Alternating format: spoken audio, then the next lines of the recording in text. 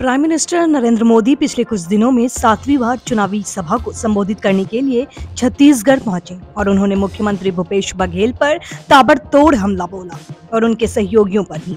इस विधानसभा चुनाव के लिए अपनी अंतिम सभा में उन्होंने कांग्रेस सरकार के भ्रष्टाचार को गिनाया।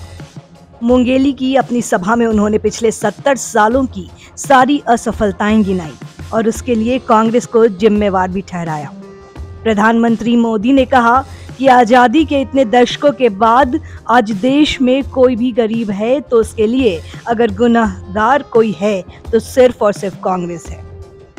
आज यदि डॉक्टरों की कमी है और मरीज परेशान है तो उसकी गुनहगार भी कांग्रेस है। आजादी के इतने साल बाद भी मेरे आदिवासी भाई बहनों की बदहाली की गुनहगार भी ये कांग्रेस ही है।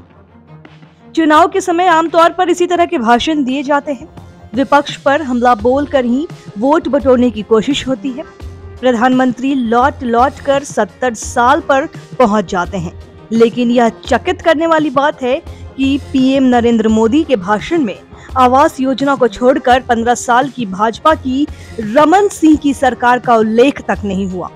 उन्होंने एक बार भी 15 साल की अपनी भाजपा सरकार की योजनाओं का जिक्र नहीं किया। रमन सिंह का नाम तक लेने की उन्होंने जहमत नहीं उठाई। समझना मुश्किल नहीं है कि भाजपा ने मोदी की गारंटी वाला घोषणा पत्र भी जारी किया है और छत्तीसगढ़ में नरेंद्र मोदी के चेहरे पर ही यह चुनाव लड़ा जा सकता है।